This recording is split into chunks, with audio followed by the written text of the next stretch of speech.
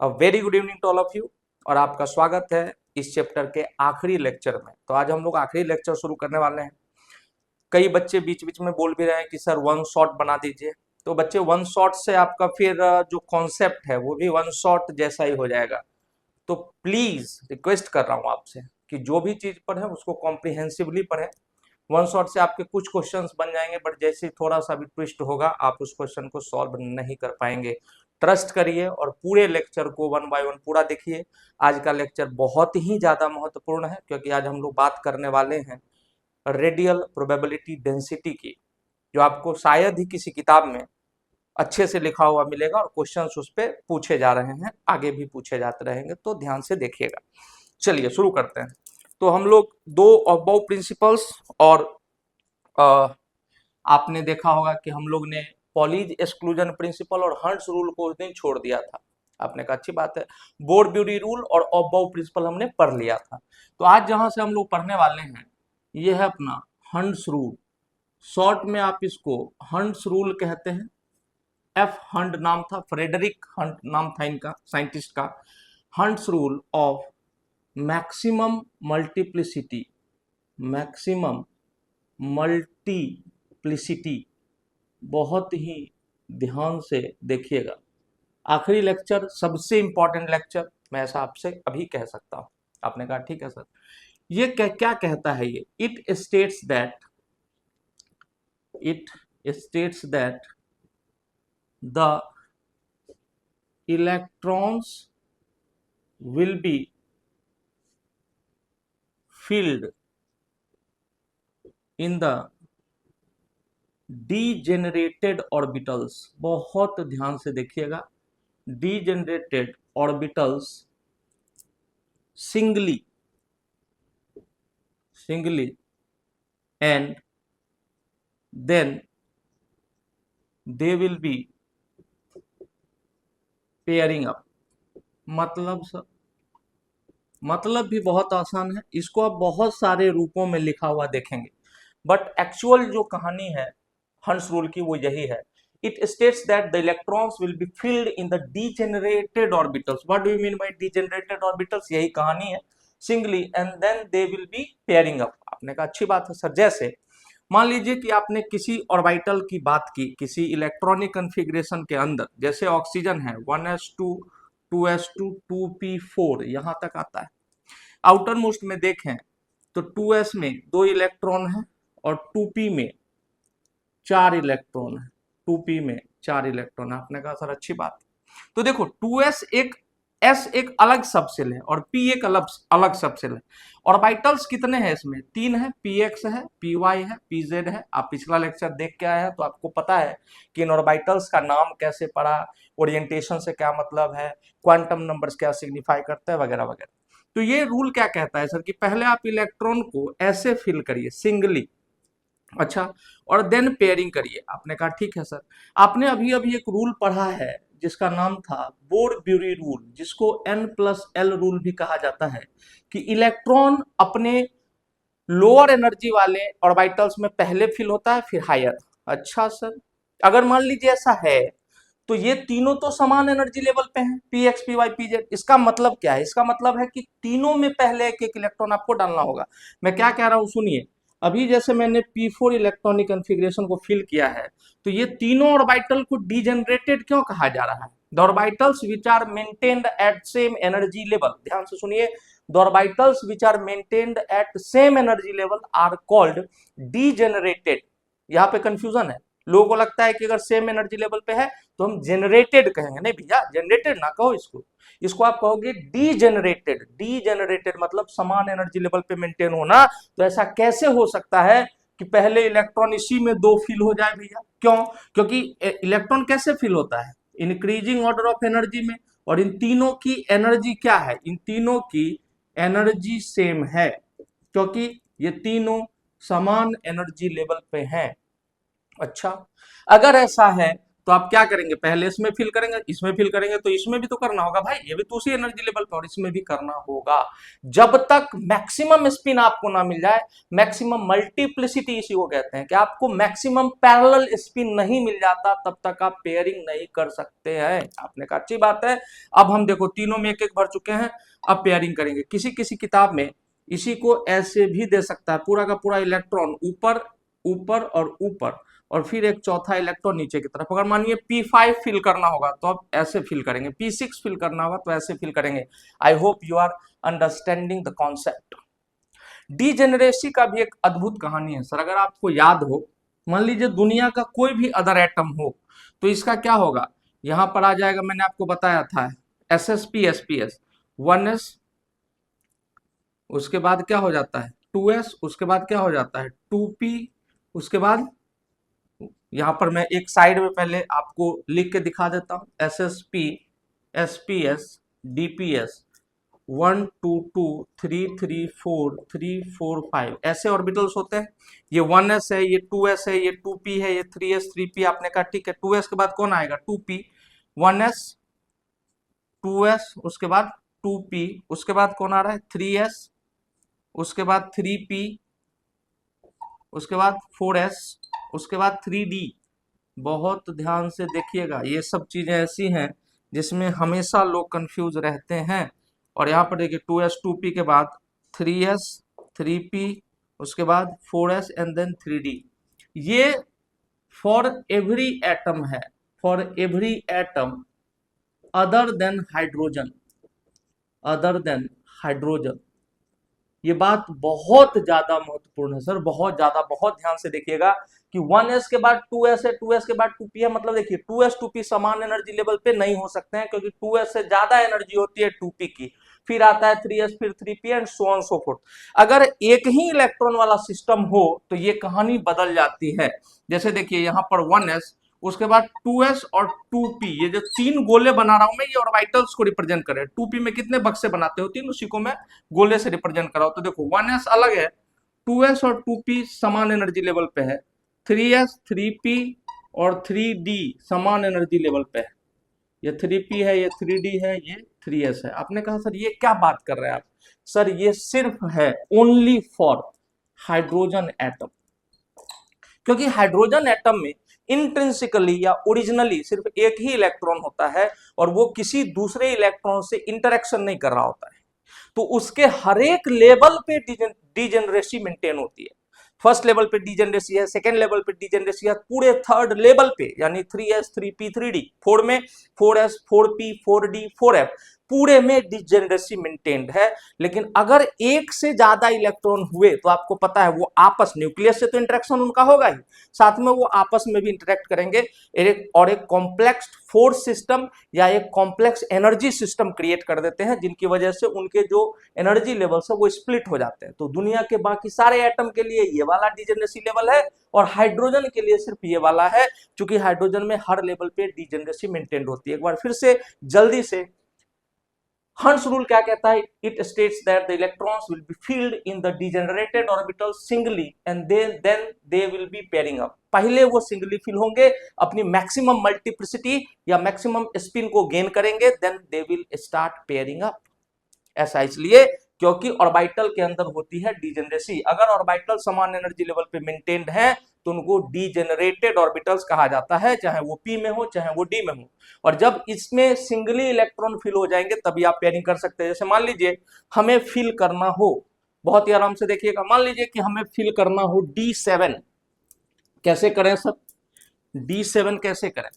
तो अगर आपको आउटर मोस्ट में मिल गया D7, कोबाल्ट का शायद होता होगा इलेक्ट्रॉनिक कॉन्फ़िगरेशन, चलिए तो इसमें कैसे फिल करेंगे, 1 2 3 4 5 and then we will be pairing up. पहले आपको मैक्सिमम, क्योंकि ये सारे ऑर्बिटल्स डिजेनरेटेड थे अपने आइसोलेटेड स्टेट में, इनकी डिजेनरेसी भंग भी होती है, लेकिन वो कैसे होती है, क्यों होती है, ये आप पढ़ेंगे क्लास 12 के आखिरी चैप्टर में, जिसका नाम है कोऑर्डिनेशन कंपाउंड, तो वहां कहानी अलग हो जाएगी। अगर मैं इस पे क्वेश्चन भी पूछूं आपसे कि what is the magnetic moment, what is the magnetic moment bracket में लिख रहा हूं मैं, spin only what is the magnetic moment of CO3+ ion. अगर आपको याद है साइंस टीचर विनीता किरमानी मनफेको निकुंजन, तो आपको पता है कि फेको यानी कोबाल्ट का एटॉमिक नंबर होता है 27, फिर निकुंजन आप याद रखें इसको 28 एटॉमिक नंबर, 29 एंड 30। तो आपने कहा सर अच्छी बात है। जब आप कोबाल्ट का इलेक्ट्रॉनिक कन्फिग्रेशन लिखोगे तो आप कैसे लिखते हो, मैं आर्गन 18 4s2 3d7 मैंने इनर्ट गैस के रूप में लिखना सिखाया हुआ है। केमिकल बॉन्डिंग प्लेलिस्ट में आप जाइए और लेक्चर 1 से 4 तक देखने के बाद ही 11th की केमिस्ट्री को शुरू करें। उससे पहले अगर आप शुरू करते हैं आप स्वयं जिम्मेदार हैं समझ में ना आने के लिए। आपने कहा अच्छी बात है सर। अगर मैं यहाँ पर देखूं तो 4s2 3d7 है, तो कोबाल्ट किस में जा रहा है सर, कोबाल्ट +3 में जा रहा है। तो पहले देखिए आर्गन 18 3d7 4s2, आपने थर्ड लेवल को पहले लिखा 4, ये तो एनर्जी के हिसाब से, लेकिन फाइनली आपको तो ऐसे लिखना होता है। आपने कहा ठीक है सर। उसके बाद अगर आप CO3+ में जाते हैं तो पहले 2 इलेक्ट्रॉन यहां से भगेंगे, भग गए, 1 इलेक्ट्रॉन यहां से भगेगा, भग गया। तो finally what you will get, finally you will get 3d6। आपने निकाला 3d6, तो कैसे होगा 1 2 3 4 5 एंड 6। तो देखिए कितने अनपेयर्ड इलेक्ट्रॉन आपको मिल रहे हैं, खुद देखिए आप, आपको अनपेयर्ड इलेक्ट्रॉन कितने मिल रहे हैं +3 ऑक्सीडेशन स्टेट में, क्योंकि ये दोनों तो जा चुके हैं। अब आपके पास अनपेयर्ड इलेक्ट्रॉन है 4। तो फॉर्मूला होता है जो मैग्नेटिक मूवमेंट का √n × n+2 BM।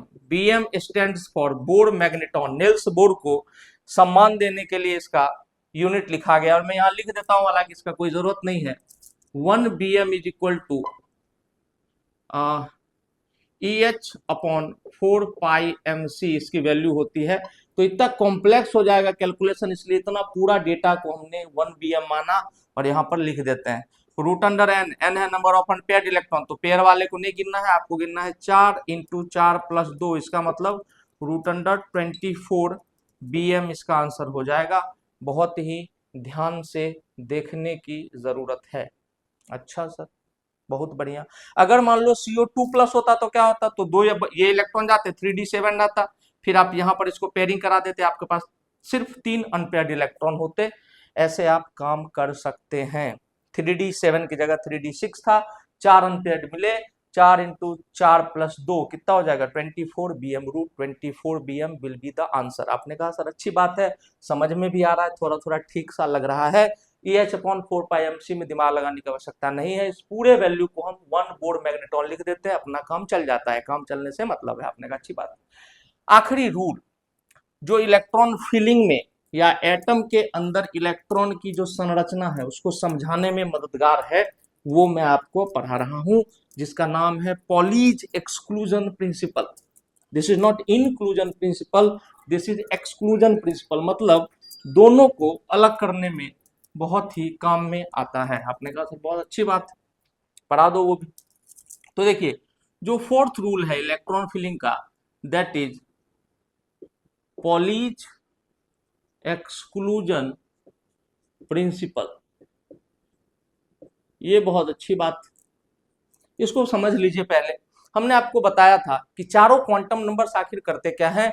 चारों क्वांटम नंबर्स मिल करके एक इलेक्ट्रॉन का कंप्लीट स्पेसिफिक एड्रेस प्रोवाइड करते हैं इनसाइड एन एटम। कि एक 3 डायमेंशनल जो स्फेरिकल एटम है उसके अंदर इलेक्ट्रॉन कहां पर है, कितना है, ये सारी जानकारी हमें इलेक्ट्रॉनिक कॉन्फ़िगरेशन से पता चलती है with help of 4 quantum numbers. Poly ने यही कहा, उन्होंने कहा कि साहब किसी भी 2 इलेक्ट्रॉन के लिए चारों क्वांटम नंबर कभी सेम नहीं हो सकते हैं। क्या 3 सेम हो सकते हैं? हो जाए, कोई दिक्कत नहीं।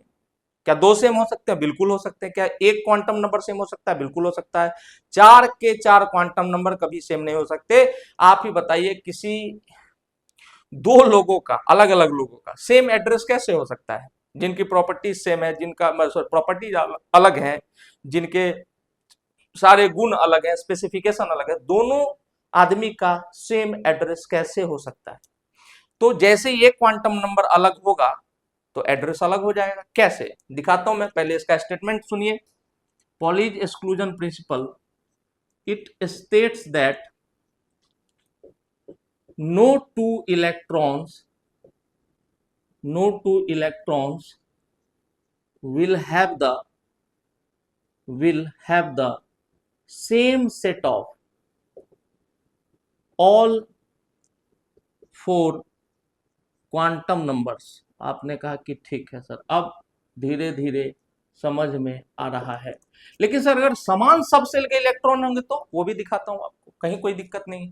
जैसे मान लीजिए आपने कहा कि सर ऑर्बिटल ले लो आप 3p, मैंने ले लिया, बहुत बढ़िया से ले लिया। अगर मैं 3p के सभी इलेक्ट्रॉन्स को ड्रॉ करूं तो देखिए 1 2 3 4 5 6, मैं 3p6 ले रहा हूं। अब कोई भी डब्बा पकड़ लो, कोई भी इलेक्ट्रॉन पकड़ लो, अच्छा सर इसी डब्बे को पकड़िए और इस इलेक्ट्रॉन को, ये लेफ्ट वाला जो इलेक्ट्रॉन है उसको, और एक तरफ राइट वाले इलेक्ट्रॉन को ले लो। ले लिया मैंने। एन की वैल्यू क्या दिख रही है आपको? 3, ये इसका भी 3, एन इसका भी क्या हो जाएगा? 3। अच्छा सर, उसके बाद एजीमुथल क्वांटम नंबर पी के लिए क्या होता है याद होगा आपको? एस के लिए 0, पी के लिए 1, डी के लिए 2, एफ के लिए 3, ऐसे करके लिखते हैं। अच्छा, ओरिएंटेशन को बताता है, बेसिकली सिग्निफाई करता है। इसके लिए पी के लिए क्या हो जाएगा? केवल 1। अच्छा, आपको ये भी याद होगा -1 0 +1, ये मैग्नेटिक क्वांटम नंबर होते हैं, रेंज होता है इनका -l से l। तो इसका मतलब कि इस लेफ्ट वाले इलेक्ट्रॉन के लिए ml या m की वैल्यू कितनी? आपने कहा 0। अच्छी बात।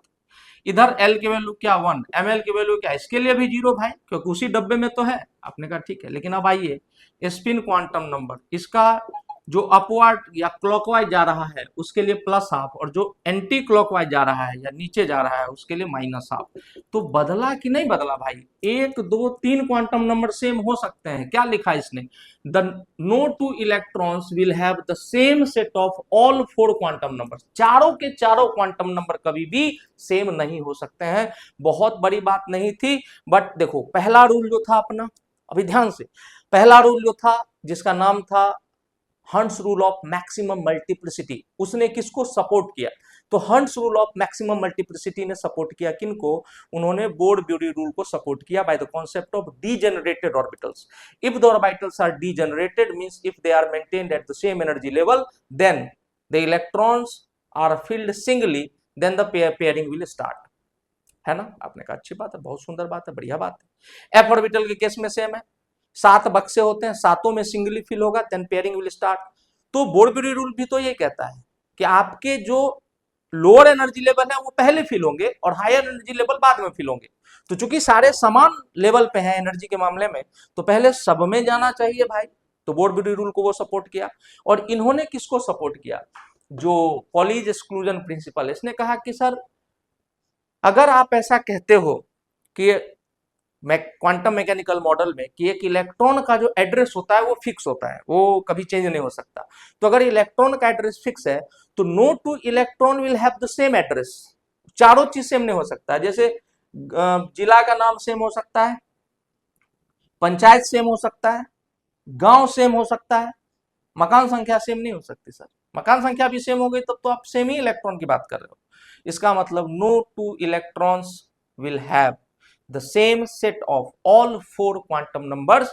This concept was given by Pauli and this is known as Pauli's exclusion principle. By the help of these 4 rules, namely we can say that one is Aufbau's principle, one is Aufbau's principle, another is आपने कहा board-bury rule, board-bury rule, another is hunts rule of maximum multiplicity.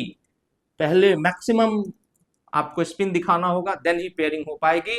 और last में है Pauli's exclusion principle. By the help of these 4 rules we can do whatever we want, means we can adjust the electrons in the respective shell, subshell and orbitals. Shell, subshell and orbitals. फिर से आखिरी बार revise करा दे रहा हूं। N जो represent करता है वो सेल को रिप्रेजेंट करता है, सेल को सिग्निफाई करता है। एल सबसेल को सिग्निफाई करता है। एम ऑर्बिटल को सिग्निफाई करता है और एस इलेक्ट्रॉन के स्पिन को सिग्निफाई करता है। ये कितनी बार बोल चुका हूं मैं। हालांकि समझने में थोड़ा सा कॉन्सेप्चुअल है तो टाइम लग सकता है, कोई बहुत बड़ी बात नहीं है। चलिए इसके अगला आगे जो हम टॉपिक पढ़ने वाले हैं, जो अगला टॉपिक है काफी कॉन्सेप्चुअल है, बहुत ध्यान से देखने लायक है। मैं आप सबको कहना चाहूंगा कि भैया कॉपी पेन लेके तो बैठना ही है, साथ में आप सारा ध्यान, अगर आप इस लेक्चर को देख रहे हो कहीं से भी भारत में, बहुत कम लोग देख रहे हैं बट जितने भी लोग देख रहे हैं, अगर आप इसको देख रहे हो तो बहुत ही ध्यान से, अभी से जो आगे होने वाला है। आपने कहा ठीक है। इलेक्ट्रॉन एक वेव की तरह था। आपने कहा ठीक है सर। पार्टिकल का वेव नेचर होता है, ये हमने स्टेब्लिश किया था पहले। आपने कहा ये भी हम जानते हैं, बहुत बढ़िया से जानते हैं। अब इसके आगे की जो कहानी है वो थोड़े से वेव से रिलेटेड है, हम लोग पढ़ने वाले हैं, वो है नोड्स। तो सबसे कॉन्सेप्चुअल टॉपिक है इस चैप्टर का, बहुत ही ध्यान से देखने की जरूरत है। अगर मैं आपसे कहूं कि नोड्स होते क्या है, तो नोड्स ऐसे रीजन है in three dimensional space where the probability of finding an electron is zero. आपने कहा सर अच्छी बात है, लेकिन नोड्स को पढ़ने से पहले आप में से बहुत लोग नोड्स को पढ़ने का ट्राई किए होंगे और वो ग्राफ को प्रिडिक्ट करने का कि कौन सा ग्राफ 1s का है, कौन सा 2s का है, कौन सा 2p का है। बट बहुत ही छोटी छोटी कॉन्सेप्चुअल क्लैरिटी ना होने की वजह से हमें कंफ्यूजन रहता है हमेशा। तो आज वो कंफ्यूजन हम दूर ही करके जाएंगे, चाहे जो हो जाए। आपने कहा सर क्यों कंफ्यूजन है, क्योंकि देखो नोड्स दो प्रकार के होते हैं। एक को हम लोग कहते हैं रेडियल नोड, अच्छा सर, रेडियल नोड कह दो, और दूसरे को हम लोग कहते हैं एंगुलर नोड। आपने कहा सर ये नाम तो सुना हुआ है, समझ में कुछ नहीं आया था, हमको पता ही नहीं आया था। तो रेडियल नोड का एक और नाम है सर, ये इतना आसान नहीं है, इसको और थोड़ा टफ किया जाएगा। तो रेडियल नोड को इन्होंने कह दिया स्फेरिकल नोड। स्फेरिकल ऐसे रीजन्स जहां पर इलेक्ट्रॉन के पाए जाने की प्रोबेबिलिटी जीरो हो, और उन्होंने कहा एंगुलर नोड को प्लानर नोड। प्लानर नोड, एक एक स्टेप, एक एक शब्द बहुत महत्वपूर्ण है। मैं जोर दे के कह रहा हूं, अगर आप इस लेक्चर से पढ़ रहे हो, लिखते हुए चलो, पॉज करो, समझो, आगे बढ़ो। आपने कहा ठीक है। तो रेडियल नोड या स्फेरिकल नोड के लिए हमने फॉर्मूला निकाला है n minus l minus one. ये इतने ही क्यों होंगे ये हम प्रूफ करेंगे आगे कि इतने ही क्यों होंगे। Principal quantum number minus azimuthal quantum number minus one. और एंगुलर नोड को देखो, एक तरफ तो कह रहा है इसका नाम एंगुलर नोड, और दूसरी तरफ इसी को कह रहा है प्लानर नोड। भाई कंफ्यूजन तो है ही, एक तरफ आप एंगल की बात करो, दूसरी तरफ आप प्लेन की बात करो, तो कंफ्यूजिंग है थोड़ा सा, लेकिन आप सारा समझ जाओगे। थोड़ी देर साथ में बस चलना है आपको। आपने कहा ठीक। इसका मतलब कि अगर मैं किसी भी एटम के अंदर total number of nodes count करूं, टोटल नंबर ऑफ नोड्स, तो आप कहेंगे कि सर दोनों के सम के बराबर होगा। आप रेडियल नोड को, आप रेडियल नोड को ऐड कर दीजिए किसके साथ, एंगुलर नोड के साथ, और जब ये दोनों एड अप हो जाएंगे तो आप ऐड करोगे n minus l minus one plus L, तो माइनस एल प्लस एल कटेगा, answer will be n minus one. अच्छा, बहुत सुंदर बात। लेकिन सर क्या सिर्फ इस फॉर्मूला को जानने से हम उन ग्राफ को पहचान पाएंगे कि कौन 1s का ग्राफ है, कौन 2s का ग्राफ है, कौन 3s का है, कौन 3p का है, कौन 4p का है? आंसर है नो, आप नहीं पहचान पाओगे। कैसे सर आगे बढ़ा जाए? मेरे तरीके से। आपने कहा ठीक है। अब देखिए, इन नोड्स को समझने के लिए, to understand these nodes and nodal planes in totality, there are some prerequisite concepts. कुछ तो ऐसे कॉन्सेप्ट्स हैं जो आपको पता होंगे, तभी आप ऐसा कर पाएंगे। बहुत ध्यान से देखिएगा, एनसीईआरटी आपको और कंफ्यूज कर देगा। एक फंक्शन हमने पढ़ा था साई, एक हमने पढ़ा था साई स्क्वायर, और आज एक नया फंक्शन पढ़ेंगे, लेकिन ये सिर्फ जेई के क्वेश्चंस में आपको दिखेगा, नीट में ना के बराबर दिखेगा, या अभी तक तो नहीं दिखा है। आपने कहा ठीक है। 4πr² dr, अच्छा सर, बहुत बढ़िया, इनटू साई स्क्वायर, सुंदर, अति सुंदर। अगर मैं इस फंक्शन का नाम पूछूं आपसे, तो आप कहेंगे कि सर ये प्रोबेबिलिटी फंक्शन था, प्रोबेबिलिटी फंक्शन। अच्छा सर, ये कौन सा फंक्शन था? तो ये था प्रोबेबिलिटी डेंसिटी फंक्शन, क्योंकि इलेक्ट्रॉन के पाए जाने की प्रोबेबिलिटी कभी जीरो नहीं हो सकती है। तो इनको अगर इन्होंने प्रोबेबिलिटी फंक्शन कहा, तो साई स्क्वायर, यानी कि याद करो, सारे के सारे जो negative part of the wave थे वो सारे एक्सिस के ऊपर चले गए थे। यानी अगर साई का वेव कुछ ऐसा दिखेगा ये पॉजिटिव निगेटिव दोनों ही फेजेज में हो सकता है, ये पॉजिटिव फेज, ये निगेटिव फेज, ये पॉजिटिव फेज, क्योंकि psi has to be continuous, psi has to be finite and psi has to be single valued. ये आपको श्रोडिंगर वाले क्लास में मैंने पढ़ाया हुआ है। आपने कहा ठीक है। अगर मैं प्रोबेबिलिटी डेंसिटी फंक्शन की बात करूं, एग्जाम्पल इसी वेव का, तो ये सारे जो negative part of the wave थे ये पॉजिटिव बन जाएंगे, मतलब ये वाला पार्ट जो है पहले यहाँ था ऐसे और ये ऊपर चला जाएगा, क्योंकि जब भी कोई साई स्क्वायर नाम के मशीन से फंक्शन से पास करेगा तो उसको पॉजिटिव होना ही होगा। आपने कहा ठीक। आज देखिए हम एक नया टर्म इंट्रोड्यूस कर रहे हैं जिनका नाम होगा radial probability density function. Radial probability density function, ध्यान से देखिएगा, ये प्रोबेबिलिटी फंक्शन है साई, ये साई स्क्वायर है। नाम कितना छोटा सा चेंज आया कि प्रोबेबिलिटी फंक्शन की जगह क्या, प्रोबेबिलिटी डेंसिटी फंक्शन। और 4 pi r square d I psi square में क्या हो गया, थोड़ा सा और बदल गया, रेडियल प्रोबेबिलिटी डेंसिटी फंक्शन। अरे सर छोटा छोटा बात है लेकिन तंग कर रहा है, यही यही बस यहां बच गए तो पूरा ही बच गए। अच्छा सर, अगर ये एक फंक्शन है तो ये किसी ग्राफ पे प्लॉट किया जाएगा, तो अगर एक्स एक्सिस पे साई है तो वाई एक्सिस पे क्या होगा, साई वर्सेस आर, जो रेडियल डिस्टेंस है आपका, जो सेंटर से डिस्टेंस है, एटम अगर एक स्फीयर है उसके सेंटर से हर डिस्टेंस ये परपेंडिकुलर डिस्टेंस होगा, that's why the word radial is being used, radial probability density. आपने कहा ठीक है। ये क्या होगा, साई स्क्वायर वर्सेस आर, और ये फंक्शन देखिए इतना बड़ा वर्सेस आर। आपको याद होगा सर कि the surface area of A sphere, सिर्फ सरफेस एरिया की बात कर रहे हैं, 4 पाई स्क्वायर, तो 4 पाई आर स्क्वायर और उस पर डी आर नाम का स्ट्रिप ले लीजिए और उसको इंटीग्रेट कर दीजिए किसी आर से कहीं तक, आर इज इक्वल टू 0 से r is equal to x तक, तो वो पूरा इंटीग्रेशन करके क्या आ जाएगा आपको, whole surface area of the sphere आ जाएगा। तो वहां पे भी तो इलेक्ट्रॉन के पाए जाने की प्रोबेबिलिटी होगी। अब ध्यान से, अगर एटम एक स्फीयर है और आप इमेजिन कर पाए हमारी बातों को, तो एक छोटा गेंद, छोटा बलून इमेजिन करिए, वो स्फेरिकल है, उसके बाहर एक बड़ा स्फीयर, उसके बाहर उससे बड़ा स्फीयर। गौर करिएगा, ये तीनों 3 एस सबसेल हैं, एक एस सबसेल स्फेरिकल, दूसरा एस सबसेल, तीसरा, और ये तीनों एक दूसरे के अंदर घुसे हुए हैं, यानी बड़ा बलून के अंदर, छोटा बलून के अंदर, उससे छोटा बलून, लेकिन ये तीनों एक दूसरे को टच नहीं कर रहे हैं। तो जो ये बलून है उनके सरफेस पे तो इलेक्ट्रॉन के पाए जाने की प्रोबेबिलिटी होगी, there will be some probability density, but in दो बलून के बीच में देख रहे हो निर्वात है, वैक्यूम है, तो वहां इलेक्ट्रॉन के पाए जाने की प्रोबेबिलिटी नहीं होगी। तो जब आप एटम के एक सबसेल को एज अ होल देखते हो तब आप जो फंक्शन यूज करते हो वो ये है 4 pi r square d r psi square versus r. आपने कहा ठीक। यहां भी चैन नहीं मिलता है प्रतियोगी परीक्षाओं को या आपके किताबों को, तो साई वर्सेस आर को वो लिख देगा आर वर्सेस आर। ये आर किसको रिप्रेजेंट कर रहा है सर, वही प्रोबेबिलिटी फंक्शन को, साई की जगह आर लिख देगा, तो साई स्क्वायर की जगह क्या लिख देगा, आर स्क्वायर वर्सेज आर। इसके जगह क्या लिख देगा, 4 pi r square d r r square versus are.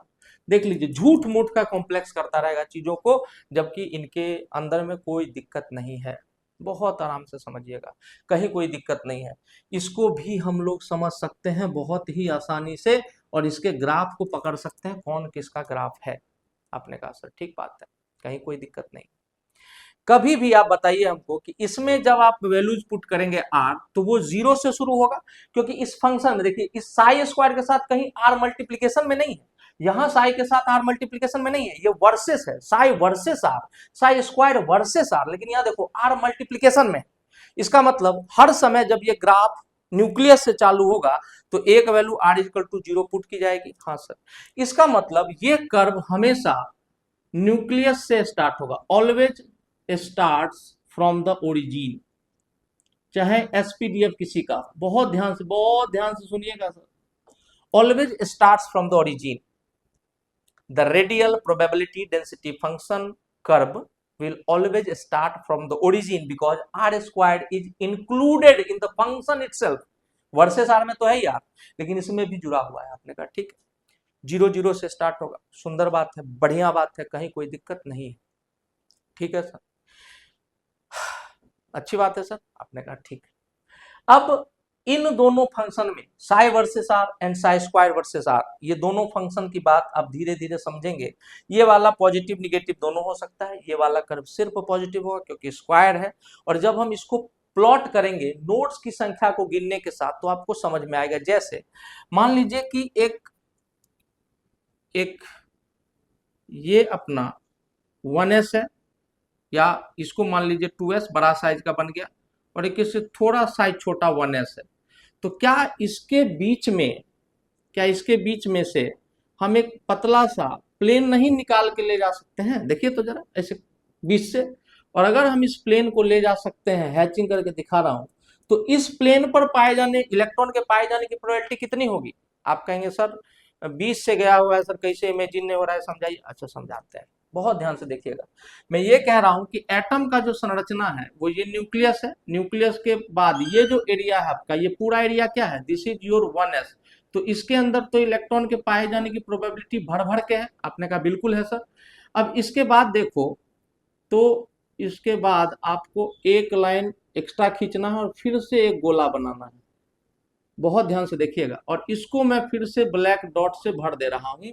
मतलब 2 में सीख गए तो हमेशा के लिए सीख गए, अदरवाइज आपको सिखाना मुश्किल होगा sir. This is your 1s मेरे बच्चों, दिस इज योर 1s पहला, and this is your 2s सब सेल। आपने कहा ठीक है। और बीच में जो ये व्हाइट वाला पार्ट दिख रहा है, ये क्या है? This is nothing but vacuum. यहां पर इलेक्ट्रॉन है ही नहीं।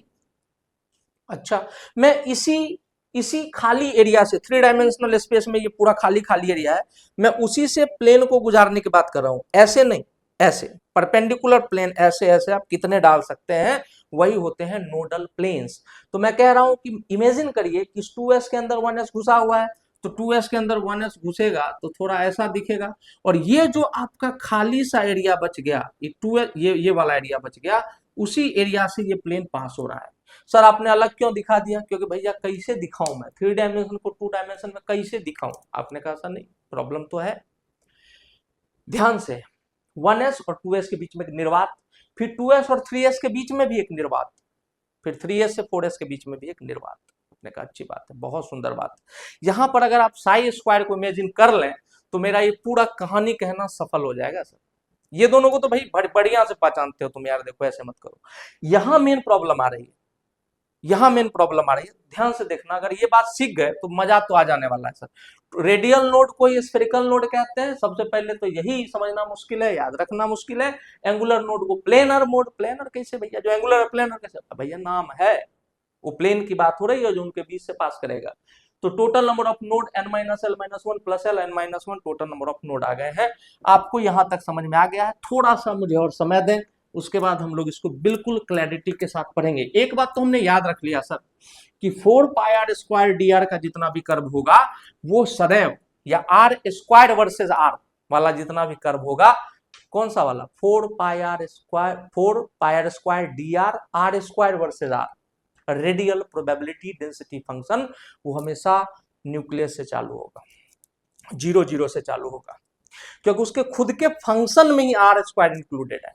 तो जब भी आप आर की वैल्यू 0 डालोगे, the wave will start from 0। आपने कहा ठीक है। आगे बढ़ते हैं सर। हमने वैक्यूम को देखा। अगर मैं यहां पर एक कर्व बनाऊं, आप कहेंगे सर बना लो, कहीं कोई दिक्कत नहीं है। मेरा मन है कि मैं साई स्क्वायर वर्सेज आर बनाऊं, और मैं बनाऊं 2s के लिए, 2s के लिए। अच्छा, बढ़िया बात, सुंदर बात।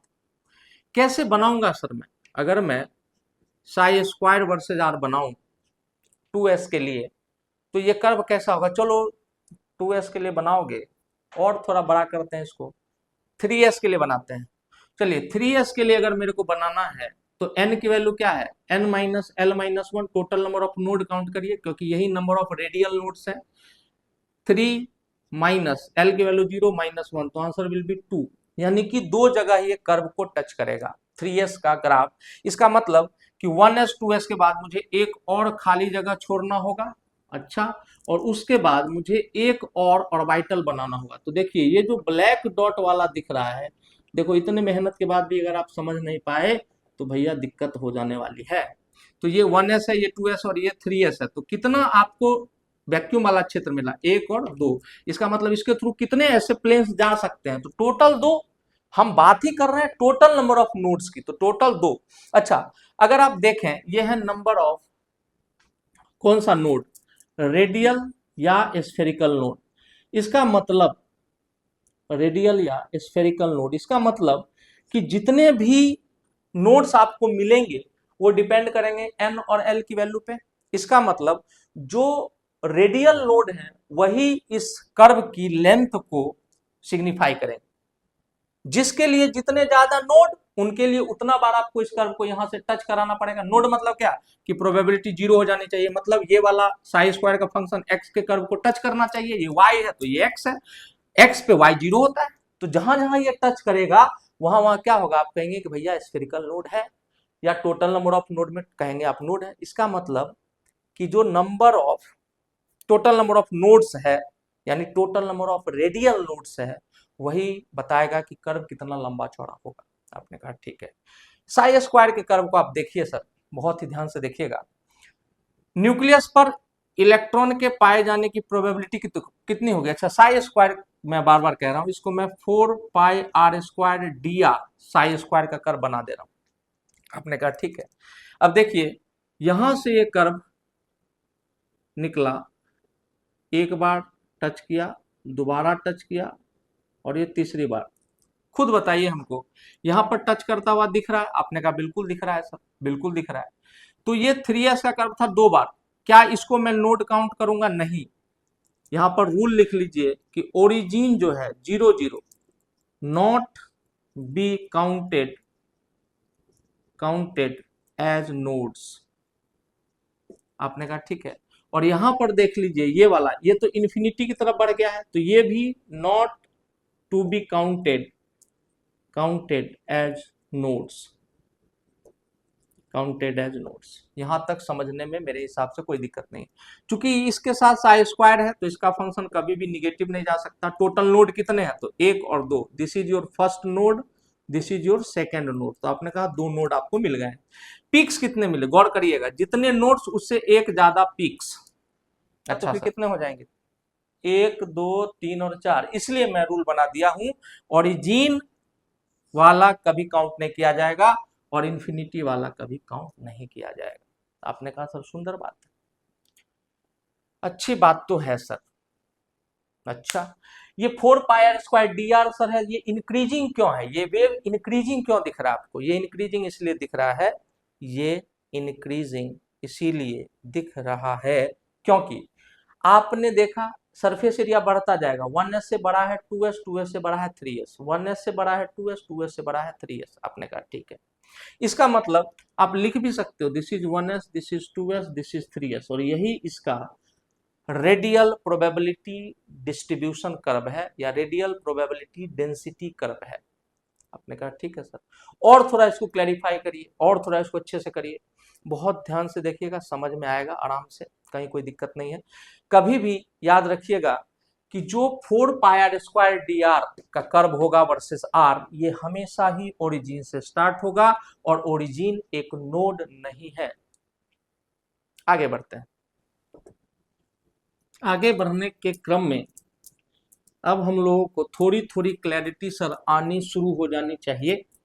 जो नहीं भी आई है उसको हमें देख के ढूंढ के लाना पड़ेगा, अन्यथा मुझे फिर 3-4 चीजें याद करानी होंगी, हमें याद करानी होंगी। जैसे अगर आप बात करें कि साई की, और यहाँ पर बात करें साई स्क्वायर की, और यहाँ पर बात करें 4 pi r square d r psi square की, ये तीनों फंक्शन थे versus r versus r versus r. आपने कहा ठीक है। अगर हम इससे आगे बढ़ते हैं तो साई जो फंक्शन है, जो कि हमारा प्रोबेबिलिटी फंक्शन है, सिर्फ ये अपना प्रोबेबिलिटी डेंसिटी फंक्शन है, तो आप हमेशा याद रखिएगा कि एस सबसेल के लिए, for S subshell it will never start from origin। क्यों सर, क्यों सर? जबकि पी डी एफ सबके लिए they will start from the origin। ये देखो बच्चा, ये गुरु ज्ञान की श्रेणी में आएगा और इसको रट के रखना ही एकमात्र उपाय है। आपने कहा ठीक है। दे will start from the origin. Origin, अच्छा ये क्या बात है सर, समझाता हूँ। आप देखिए एस सब सेल में क्या होता है, ये न्यूक्लियस अपना छोटकू सा, इसके जैसे ही बाहर आप कदम रखते हो इस एरिया में, न्यूक्लियस से बाहर आए कि इलेक्ट्रॉन के पाए जाने की प्रोबेबिलिटी मैक्सिमम है। मैक्सिमम हर जगह, इसलिए इसको स्फेरिकल कहा जाता है। एस सब सेल का पूरा नाम है स्फेरिकल। लेकिन अगर आप देखें इस पी सब सेल को, पी सब सेल को अगर आप देखें तो देखिए यहाँ पे इलेक्ट्रॉन के पाए जाने की प्रोबेबिलिटी मैक्सिमम है। ये क्या है बच्चा मेरा, ये है नोड। अच्छा, अगर ये नोड है तो इससे जैसे ही आप बाहर पैर रखोगे इलेक्ट्रॉन के पाए जाने की प्रोबेबिलिटी सिर्फ इतनी है यानी मिनिमम है, सिर्फ इतनी है यानी मिनिमम है। लेकिन जैसे दूर जा रहे हैं आपको क्या मिल रही है, प्रोबेबिलिटी मैक्सिमम मिल रही है। मतलब जितना दूर जा रहा है उतनी प्रोबेबिलिटी बढ़ती जा रही है। इसका मतलब कि एस वाले केस में जो कर्व होगा वो पहले मैक्सिमम से ड्रॉप होकर के मिनिमम की तरफ जाएगा। ये किसका है, एस का, एस का। और पी वाले में जो होगा ये मिनिमम से बढ़ते बढ़ते आपका ऊपर की तरफ जाएगा। आपने कहा अच्छा है सर, थोड़ा थोड़ा तो हल्का फुल्का समझ में आ रहा है, बढ़िया बात है। सर ये साई और साई स्क्वायर वाले कर्व की कहानी आप हमें कहें तो सर इसमें और कुछ चेंजेस होंगे, ये तो फिक्स हो गया कि it will start from the origin only. But अगर आप उस ग्राफ को याद करो, उस पिक्चर को याद करो जहां हमने यहाँ पर 1s, यहाँ 2s, यहाँ 3s, यहाँ 4s बनाया था, तो बताइए सबसे साइज में छोटा कौन है, तो आप कहेंगे 1s है। तो अगर मैं psi square versus r curve की बात करूं तो सबसे छोटा 1s है, तो साइज में छोटा है तो डेंसिटी ज्यादा होगी। अरे नॉर्मल डेंसिटी क्या होता है, मास अपॉन वॉल्यूम, वॉल्यूम कम तो डेंसिटी ज्यादा ना भाई। तो 1s सबसे छोटा जगह, इसमें इलेक्ट्रॉन ज्यादा पाया जाएगा, तो इसकी जो प्रोबेबिलिटी होगी वो मैक्सिमम होगी। होगी कि नहीं होगी, आपने कहा सर बिल्कुल होगी, क्यों नहीं होगी, है ना। तो यहाँ 1s में इलेक्ट्रॉन के पाए जाने की प्रोबेबिलिटी मैक्सिमम, फिर देखो 0, फिर उसके बाद 2s में, उसके बाद 2s में इससे थोड़ी कम, फिर 3s में इससे थोड़ी कम, एंड सो फोर्थ, ऐसे चला जाएगा। मतलब कि साई स्क्वायर का कर्व यहां पर अगर आप देखें, ये किसके लिए, अच्छा ये तो p के लिए हो गया ना, this is Sai square curve for, मान लो कितना आ गया, 1 2 3, 3 आ गया, मतलब 4p के लिए। तो n माइनस एल माइनस 1 करिए, 4 माइनस p के लिए 1 माइनस 1, तो आंसर क्या हो जाएगा, 2। 2 ही होगा। तो आप इसको यहां से हटा दीजिए, इसका मतलब इस कर्व का मैं नामे बदल देता हूं, इसको मैं कह देता हूं this is the curve for 5p। तो यहाँ 5 माइनस वन करेंगे कितना आ जाएगा सर, 3। इसका मतलब 3 नोड, 1 नोड, 2 नोड, 3 नोड। आपने कहा ठीक है, देखो नोड 3 आए तो पीक्स कितने आए, 4, 1 2 3 और 4। ये टच नहीं कर रहा है, इसको नोड नहीं मानना है, और इस वाले को भी नोड नहीं मानना है। आपने कहा सर थोड़ा सा समझ में आ रहा है, अब आना पड़ेगा सर, अब तो आना पड़ेगा। मैंने साफ साफ रूल बना दिया, s subshell it will never start from the origin. ये मैक्सिमम से शुरू होगा, मिनिमम की तरफ जाएगा। देखते ही आपको समझ में आ जाएगा, किसी न किसी एस का है, 1s का है, 2s का है, 3s का है, नोड गिन के पता कर लेंगे। अभी यहाँ पर एक भी नोड नहीं है, इसका मतलब ये 1s का है। आपने कहा ठीक है, आगे बढ़ते हैं। PDF they will be started from the origin. PDF हमेशा ओरिजिन से शुरू होगा, क्योंकि ये मैक्सिमा नहीं हो सकता। न्यूक्लियस से, नोड से बाहर निकलेंगे तो इलेक्ट्रॉन के पाए जाने की प्रोबेबिलिटी मिनिमम है, इसलिए ये कर्व जो है यहां से चालू होगा। जबकि एस में न्यूक्लियस के बाहर पैर रखते ही प्रोबेबिलिटी मैक्सिमम है, तो यहां से चालू होगा। आपने कहा ठीक है, कोई दिक्कत नहीं है। अब आइए 4 pi r square d are में, यहां पर देखिए इसके अंदर ही आर को इंक्लूड किया गया है, वर्सेस आर ऐसे लिखा जाता है। तो यहां पर इट विल ऑलवेज स्टार्ट, ध्यान से देखिएगा, it will always start from the origin for S also. मतलब सर पीडीएफ के लिए तो होगा ही, लेकिन एस के लिए भी ये कहां से स्टार्ट होगा, ओरिजिन से, क्योंकि इसके फंक्शन में आर इंक्लूडेड है, आर ही इंक्लूड हो गया। आपने कहा ठीक है। अब सर ज्यादा समय ना लेते हुए फाइनली बता दो एग्जाम में क्या पूछेगा, बता रहा हूं बिल्कुल ध्यान से, अभी हड़बड़ाने की कोई जरूरत नहीं है। एस सबसेल हमेशा मैक्सिमम से शुरू होगा। कई लोग इसको यहां से शुरू करते हैं, एक्स्ट्रापोलेट करके यहां सटा देते हैं। सटाना मेरे विचार से ठीक नहीं है, आप इसको थोड़ा सा दूरी से बनाए, इसको थोड़ा दूरी से बनाए मैक्सिमम से, और यहां भी ना चिपकाए क्योंकि नोड बन जाएगा। आप इसको ऐसे दूर तक जाने दें, इन्फिनिटी तक जाने दें। मैंने आपको पहले कहा अगर एग्जाम में चिपका भी दे, अगर एग्जाम में मान लो यहां से शुरू करे और यहाँ चिपका भी दे, तो मैंने आपको बताया तो है कि ना इन्फिनिटी वाले को नोड काउंट कर सकते हो और ना ही इसको नोड काउंट कर सकते हो। क्यों, क्योंकि यहाँ पर क्या है, 0 0 ओरिजिन है, इसको नोड नहीं काउंट करना है, और इन्फिनिटी वाले को नोड नहीं काउंट करना है। और भी धीरे धीरे करते करते आप सीख जाएंगे। चलिए मैं मिटा रहा हूँ और बहुत ही ध्यान से आगे बढ़ेंगे हम लोग, बहुत ही ध्यान से आगे बढ़ेंगे। साई स्क्वायर का कर्व होगा तो देखिए डिक्रीजिंग, डिक्रीजिंग। अगर आप 4 पाई r² dr का कर्व देखेंगे तो वो इंक्रीजिंग दिखेगा। यही बस पहचान है और कोई पहचान नहीं है। धीरे धीरे चलते हैं, खूब सुंदर से इसको समराइज करते हैं चीजों। आपने कहा सर अब अगर समझ में नहीं आया तब हम लोग फिर क्या करेंगे? भैया ऐसा हो ही नहीं सकता है कि आपको समझ में ना आए। देखिए जरा, for NEET slash JEE, NEET या जेई में इसमें से क्या पूछा जाता है? आपको 1s का कर्व, यहां भी है आपका 1s का कर्व और यहां भी है आपका 1s का कर्व। यहां पर जो आपका कर्व है ये है साई वर्सेस आर, ये है साई स्क्वायर वर्सेस आर और ये है 4 pi r² dr psi square versus r. मैंने कहा साई की जगह हर जगह आर लिखा हुआ हो सकता है। आपने कहा ठीक है। अगर मैं 1s की बात करूंगा तो आप देखिए जरा इसको, न्यूक्लियस से बाहर पैर रखा हमने, एक एक्सिस पे साई है और एक एक्सिस पे आर है, तो इसके लिए टोटल नंबर ऑफ नोड्स कितने होंगे? तो आपने कहा n-l-1, यानी कि n की वैल्यू है 1 माइनस s सबसेल के लिए l की वैल्यू क्या होती है 0 -1। आंसर विल भी क्या हो जाएगा 0। कोई नोड है ही नहीं। इसका मतलब ये कर्व यहाँ मैक्सिमा से शुरू होगा और ऐसे जाएगा। कभी भी ये इस लाइन के नीचे नहीं आ पाया। क्यों नहीं आ पाया सर? क्योंकि नोड है ही नहीं। इस लाइन को कट कर दिया मतलब नोड है, लेकिन इस 1s में नोड नहीं होता है। आप पिक्चर में भी देखिए कहाँ होगा नोड सर? कहाँ है नोड? कहाँ है नोड? है ही नहीं। न्यूक्लियस से बाहर निकले और इलेक्ट्रॉन के पाए जाने की प्रोबेबिलिटी सिमेट्रिकल है, सब जगह है। और इसको हमने यहाँ पर ऐसे लिख दिया पॉजिटिव।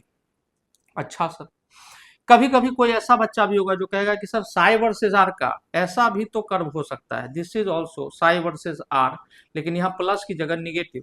ये प्लस माइनस क्या है सर? ये नंबर नंबर जोड़ रहे हो क्या आप? नहीं, ये प्लस माइनस फेज को रिप्रेजेंट करता है। तो ये जो कर्व है ये भी साई वर्सेस आर ही है और ये भी किसका है? 1s का ही है। क्यों नहीं रिप्रेजेंट करता? अगर positive phase of the wave हो सकता है तो negative phase of the wave भी हो सकता है। क्यों हो सकता है? Because it is not a squaring function, that's why we needed a more specific approach which is called psi square. अब ये निगेटिव नहीं हो सकता। अच्छा देखिए क्या कह रहा हूं, अगर मैं इस कर्व के बारे में बात करूं तो चूंकि s है तो s चाहे साई की बात करो चाहे साई स्क्वायर की बात करो, अभी अभी करके हटे हैं हम लोग, हमेशा मैक्सिमम से शुरू होगा और मिनिमम की तरफ जाएगा। इसका मतलब ये, लेकिन क्या यहां पर ये वाला ऑप्शन हो सकता? आंसर है नहीं। ये 1s सही है, साई वर्सेज आर के लिए सही है, साई स्क्वायर वर्सेज आर के लिए ये सही नहीं होगा। आपने कहा ठीक है। कितने नोड है? 0। अच्छा, यहां पर देखिए सर, अब यहां पर देख करके अभी भी नहीं क्लियर हुआ तो सर हम क्या, मैं क्या हूं? दुनिया का कोई भी प्राणी आपके लिए कुछ नहीं कर पा सकेगा। This is the whole distribution curve. इसका दोनों का कंबाइन कर लो तब जो डिस्ट्रीब्यूशन कर्व है for the whole spherical surface is denoted by this function 4 pi r² dr psi square. आपने कहा ठीक है। अब ये शुरू कहां से होगा? ओरिजिन से। क्या इसको नोड काउंट करोगे? नहीं, क्योंकि total number of node fix है n-1। ठीक है, यहां भी 0 यहां भी 0। अब यहां से ये कर्व शुरू होगा और ऐसे करके यहां पर आ जाएगा। देखिए अब इसको कोई टच करता हुआ भी बना दे तो पीक्स कितने हैं? 1। और देखिए यहाँ पीक अगर 1 है तो नोड कितने होंगे? 0। नोड्स की संख्या पीक की संख्या से हमेशा 1 कम होगी। तो दिस इज द कर्व। अब 1s का ये तीनों कर्व समझ गए होंगे आप शायद। 1s का ये वाला पार्ट आप समझ गए होंगे। आपने कहा ठीक है सर, कहीं कोई दिक्कत नहीं है? कहीं भी कोई दिक्कत नहीं है? कोई दिक्कत है आपको? नहीं सर, ठीक है। चलिए अब हम लोग 2s की बात करते हैं। 2s के लिए, 2s सबसेल के लिए तीनों फिर से ड्रॉ करते हैं। आपने कहा ठीक है करो सर, कोई दिक्कत नहीं। 2s के लिए आप जब साई स्क्वायर वर्सेज आर करेंगे तो बताइए कितना हो जाएगा? n-l-1, 2 minus 0 -1, answer will be 1। तो ये 2s का साई वर्सेस आर का कर्व है। आपने कहा ठीक है, एक नोड आना चाहिए सर, एक नोड। और साई है तो ये पॉजिटिव भी हो सकता है निगेटिव भी। मैक्सिमा से आया, निगेटिव हुआ और नीचे ही दम तोड़ दिया। अब ये देखो यहीं से इन्फिनिटी की तरफ टेंड कर गया। इसने दोबारा क्यों नहीं कट किया इसको ऐसे? क्यों? क्योंकि अगर ये कट करेगा तो कितने नोड हो जाएंगे? 2। जबकि इसमें कितने नोड होने चाहिए? सिर्फ 1। कितने नोड होने चाहिए? सिर्फ एक। आपने कहा ठीक। 2s के कर्व की बात करते हैं, किसके लिए? साई स्क्वायर वर्सेज आर के लिए। अब आपको समझ में आ गया होगा, ये जो नीचे वाला पार्ट है ना, इसको मोड़ के ऊपर कर दो तो ये कैसा होगा? यहां से आया ये ऐसे, यहाँ टच किया, यहाँ ऊपर हुआ और यहाँ से फिर ऊपर ही रह गया। तो देखिए ये भी पॉजिटिव है, ये भी पॉजिटिव है, जबकि यहाँ पॉजिटिव है तो ये निगेटिव है। आपने कहा अच्छी बात है सर, लेकिन 2s का कर्व हमेशा सदैव साई स्क्वायर और साई के लिए कहां से शुरू हो रहा है? मैक्सिमा से। लेकिन अब देखिए 2s का कर्व अगर मैं बनाऊं किसके लिए सर, तो आप कहेंगे कि सर आप बना दो 4πr² dr psi square versus are के लिए, रेडियल प्रोबेबिलिटी डिस्ट्रीब्यूशन कर्व, पूरे सरफेस का जो प्रोबेबिलिटी बताता है। अब आप खुद बताओ मुझे कि कहां से चालू होगा सर, कहां से? आप कहेंगे सर ये गड़बड़ हो गया है। अब इसको चालू तो सर यहीं से होना होगा, और यहां से चालू होगा तो ये हो जाएगा पहला, एक बार टच करेगा ऊपर जाएगा फिर ऐसे चला जाएगा। मतलब नोड कितने हैं सर? अभी भी देखो एक, सिर्फ एक नोड है, ये नोड में काउंट नहीं होगा। यहाँ पे टच करता भी होता तो काउंट नहीं होता, क्योंकि नोड एक तो पीक दो होने चाहिए, दो पीक है अपने पास। ये भी पॉजिटिव है, ये भी पॉजिटिव है, क्योंकि यहाँ भी साई स्क्वायर है तो ये कर्व निगेटिव कभी हो नहीं सकता। ये ओरिजिन से क्यों चालू हो रहा है? क्योंकि यहाँ आर स्क्वायर भी है, आर उस फंक्शन में मल्टीप्लाइड है, तो 0 0 डालोगे तो हमेशा ये कर्व चाहे ऐसे ही क्यों ना हो यहीं से चालू होगा। आपने कहा ठीक है, बढ़िया बात है। चलिए आगे चलते हैं, एक और एग्जांपल लेते हैं, शायद उससे आपकी क्लैरिटी डबल हो जाएगी। आपने कहा ठीक है सर, करो करो करो जल्दी करो। चलो, एस के लिए मैक्सिमा से, पीडीएफ के लिए 0 से, और 4πr² dr में सदैव 0 से, चाहे एस हो पी हो कोई सा भी हो। चलिए जरा हम बना के देखें। मान लो हम बात करें किसकी? 3p की। अच्छा सर कर लो। 3p के लिए क्या बनाना चाहते हैं आप? तो हम बोलेंगे साई वर्सेस आर का कर्व बनाना चाहते हैं। टोटल नंबर ऑफ नोड की जगह रेडियल नोड पे डिपेंड करता है ये लेंथ, याद करिएगा, रेडियल नोड पे। आपने कहा ठीक है, हमेशा ध्यान रखिएगा। रेडियल नोड क्या होता है? n minus l minus one. N की वैल्यू है 3, पी के लिए होता है 1 माइनस 1, यानी कि कितना हो जाएगा? 1। 3p के लिए रेडियल नोड की वैल्यू क्या हो जाएगी? n minus l minus 1। आपने कहा ठीक है। अब p के लिए हमेशा किससे चालू होगा? ओरिजिन से। ओरिजिन को नोड में काउंट नहीं करना है। यहां से आपने उठाया साई का कर्व, ये ऐसे जाएगा फिर ऐसे जाएगा और फिर ऐसे हो जाएगा यहाँ पे, क्योंकि नोड हमको कितना रखना है? सिर्फ एक नोड, इसमें आपको सिर्फ एक ही रखना है। आपने कहा सर अच्छी बात है, बहुत सुंदर बात है, कहीं कोई दिक्कत नहीं। अगर मैं बात करूं 3p के ही psi square versus r curve की, तो ये है आपका साई स्क्वायर और ये है आपका r. Psi square versus r curve की बात करोगे तो क्या करना होगा? कहां से शुरू होगा पहले बताओ? तो पीडीएफ सब ओरिजिन से शुरू होता है। तो आपने कहा अगर ये साई स्क्वायर वर्सेज आर भी है तो ये होगा ऐसे, और जो नीचे गया था जो पार्ट उसको क्या कर दीजिए आप? पलट के ऊपर ही लेके आ जाइए और खत्म हो गई कहानी। मैं फिर से कह रहा हूं, ना ये नोड है ना ये नोड होगा। यहाँ अगर टच भी कर दे किताब में, मानना नहीं। कितने पिक्स हैं? 2। इसका मतलब कितने नोड होंगे? सिर्फ एक। तो आपने इसको कहा कि सर ये नोड है, पॉजिटिव पॉजिटिव। अच्छा सर, आखिरी और सबसे प्यारी बात, अगर ये 3p का ही कर्व है और मैं 4π² dr psi square versus are के लिए ड्रॉ करवा रहा हूं आपसे, कहां से चालू होगा? आप कहेंगे सर ओरिजिन से चालू होगा, लेकिन अब की बार अंतर क्या होगा सर? ये देखो यहां पर छोटा एंड देन बड़ा। आपने कहा ठीक है।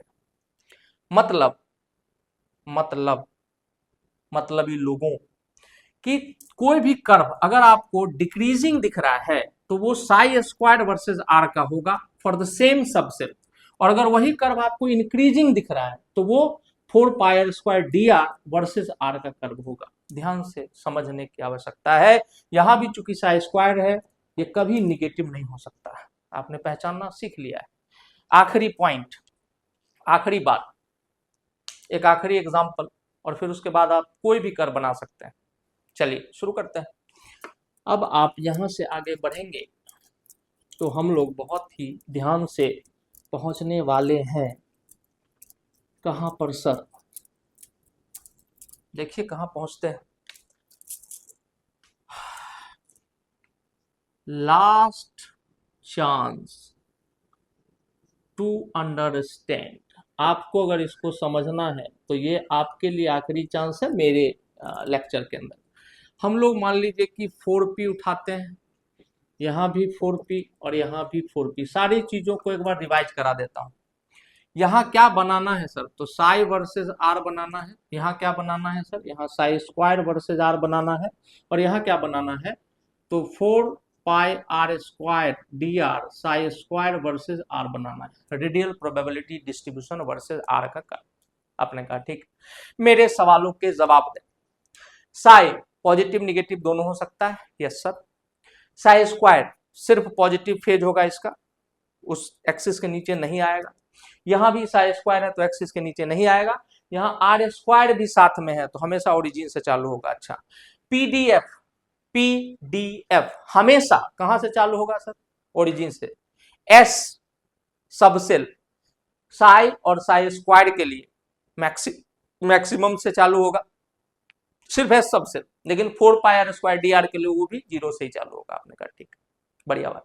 क्यों ऐसा, पिक्चर याद करो, डंबल शेप, इलेक्ट्रॉन के पाए जाने की प्रोबेबिलिटी कम कम कम से ज्यादा की तरफ बढ़ती है। एस सबसेल याद करो, जैसे नोड के बाहर पांव रखे मैक्सिमम प्रोबेबिलिटी है इलेक्ट्रॉन के पाए जाने की। अब इससे आसानी से तो समझाया नहीं जा सकता। आपने कहा ठीक है। Length of the curve, length of radial curve किस पे डिपेंड करता है सर, क्या वो n माइनस एल माइनस 1 पे सिर्फ डिपेंड करता है? यस, क्योंकि एंगुलर नोड उस एंगल को दर्शाता है जिस एंगल पे वो पूरा एरिया है। लेकिन जो लेंथ ऑफ द वेव है वो n माइनस एल माइनस 1 पे डिपेंड करता है। 4p के लिए n की वैल्यू 4, l की value 1, minus 1, answer will be 2। यहाँ भी रेडियल कर्व के लिए कितने नोड्स होंगे, तो आप कहेंगे कि रेडियल नोड जो है आर एन की वैल्यू 2 है। यहाँ भी रेडियल नोड कितने हैं, 2 है। आपने कहा बढ़िया बात। आइए आखिरी बात, यहाँ पे हमने एक कर्व ड्रॉ किया, आपने कहा कर लीजिए सर, कहीं कोई दिक्कत नहीं है। और हम जब इस कर्व को बनाने का कोशिश कर रहे हैं, कौन सा कर्व सर, 4p का, ओरिजिन से चालू होगा। हाँ सर बिल्कुल चालू होगा। प्लस माइनस दोनों में जाएगा क्या, यस जाएगा। आपने कहा ठीक है सर चला जाएगा। तो देखिए 1 2, अगर मैं इसको यहाँ टच कर भी दूं तब भी ये नोड में काउंट नहीं होगा। हालांकि करना सही नहीं है, मैं बार बार कह रहा हूं, किताबों में कर दिया है। आपने कहा ठीक है। तो यहाँ देखो 1 2, ये है पॉजिटिव निगेटिव, ये है पॉजिटिव पॉजिटिव निगेटिव और ये है पॉजिटिव। आपने कहा ठीक है। कितने नोड है यहाँ पर, 1 और 2, 2 नोड है। आपने कहा ठीक है। तो ये हो गया साई वर्सेस आर का कर्व फॉर किसके लिए, 4p के लिए। साई स्क्वायर वर्सेस आर का कर्व आप बनाए तो कैसे होगा, यहाँ पे हो गया अप, यहाँ हो गया डाउन, मतलब जो डाउन था वो भी अब चला गया। देखिए तो ये हो गया पॉजिटिव, ये भी पॉजिटिव और ये भी positive, and this curve is for psi square versus r. आपने कहा ये भी ठीक है, कहीं कोई दिक्कत नहीं है। आप इसको ऐसे बना लें तो देखिए इस तरह, सॉरी सॉरी सॉरी सॉरी, दिमाग थोड़ा भटक गया था। आपने कहा ठीक है, कैसे सर, देखिए यहाँ पर है 4p का कर्व बनाना है, 2 नोड लाना है आपको। तो देखिए ये हो गया बड़ा, ये हो गया उससे छोटा, ये हो गया उससे छोटा, और ऐसे ऐसे ये छोटा हो गया और थोड़ा सा। क्यों सर ऐसा किया, मैंने बोला ना ये प्रोबेबिलिटी डेंसिटी फंक्शन का कर्व है। अगर ये मान लीजिए है 2p, क्योंकि 1p तो होता नहीं है, तो ये हो जाएगा 3p और ये हो जाएगा 4p। क्योंकि 2p साइज में छोटा है तो इलेक्ट्रॉन के पाए जाने की डेंसिटी ज्यादा शो करता दिखेगा आपको ये कर्व। आपने कहा ठीक है। कितने नोड दिख रहे हैं, 1 और 2। नोड 2 ही क्यों है सर, ये और ये क्यों नहीं है, क्योंकि नोड से एक ज्यादा होता है पीक। 1 2 3 पीक दिख रहे हैं, मतलब नोड कितना होगा, सिर्फ 2। आपने कहा सर आखिरी बार समझ तो आ रहा है। अब 4p देखिए, 4 pi r square d r psi square versus r का कर्व। सिर्फ इसमें और इसमें इतना अंतर होगा, स्टार्ट तो होगा ये भी ओरिजिन से। आपने कहा ठीक है सर, लेकिन ये जो कर्व होंगे ये साइज पे डिपेंड कर रहे हैं, क्योंकि सरफेस एरिया बढ़ता जाएगा। तो देखिए यहाँ पे प्लस प्लस प्लस, देखो इसको टच नहीं करना है, यहां से गुजार देना, लेकिन टच कर भी दे तो हम इसको नोड नहीं मानते, ना ही ये नोड है ना ही ये नोड है। तो कितने नोड बने, 2। देखिए नोड कितने होने चाहिए, सिर्फ 2। I hope that you are understanding the topic, you have understood the topic. एक बार मैं जल्दी से इसको समराइज कर दे रहा हूं। कॉन्सेप्चुअल तो है, लेकिन आपको अगर अच्छे से आपने प्रैक्टिस किया इसको तो कर लेंगे। जल्दबाजी में साई का कर्व पॉजिटिव निगेटिव दोनों भाग में जा सकता है। एस के लिए ये मैक्सिमा से मिनिमा की तरफ जाता है। पी के लिए ये 0 से ही स्टार्ट होगा, P D F G H I, कोई भी सबसे लो हाइपोथेटिकल क्वेश्चन भी आए तो हमेशा ये ओरिजिन से चालू होगा। आपने कहा ठीक है। जो लेंथ ऑफ द फंक्शन होगा, वेव फंक्शन, प्रोबेबिलिटी डेंसिटी कहो या रेडियल प्रोबेबिलिटी डेंसिटी कहो या सिर्फ प्रोबेबिलिटी फंक्शन कहो, ये लेंथ सिर्फ डिपेंड करता है रेडियल नोड्स की संख्या पे। परपेंडिकुलर डायरेक्शन में कितने ऐसे रीजन्स है जहां पर इलेक्ट्रॉन के पाए जाने की प्रोबेबिलिटी 0 है। आपने कहा अच्छी बात है सर। पीडीएफ के लिए हमेशा ओरिजिन से चालू होगा, एस के लिए मैक्सिमा से मिनिमा। अगर हम 4πr² dr वर्सेज आर की बात करेंगे तो ये हमेशा ही किससे चालू होगा सर? 0 से चालू होगा, क्योंकि आप देखो 4πr², r² is itself included in the function, तो जब भी r 0 होगा तो ये 0 हो जाया करेगा, जबकि ना ही साई में r इंक्लूडेड है और ना ही साई स्क्वायर में r इंक्लूडेड है। तो आपको कर्व दिया रहेगा, कभी कभी पहचानना होगा कि बताओ 4p का कौन सा कर्व है, 5p का कौन सा कर्व है। एरो एक्सिस के ऊपर लिख देगा r², तो r² लिखेगा, आप समझेंगे साई स्क्वायर लिखा हुआ है। r वर्सेज r लिखेगा, capital R versus small r, तो आप समझेंगे साई वर्सेज r लिखा हुआ है। इसी तरह से आपको कंफ्यूज करने की कोशिश की जाएगी, आपको कंफ्यूज नहीं होना है। Thank you for watching the video, share it with your friends, and with this we have completed the whole lecture for structure of atom. Please go and watch the whole video. Never ever be in the chakkar of what one shot videos, वो आपके career को भी one shot बना देंगे। Always go for comprehensive video. अगर आपको पढ़ना ही है तो पूरा पढ़ो ना यार, हर चीज को समझने का प्रयास करेंगे। इतना आसान तो नहीं है, बट मुझसे जितना हो पाया मैंने आसान बनाने की कोशिश की है। Good night, thank you for watching the video. Please share it with your friends. Thank you.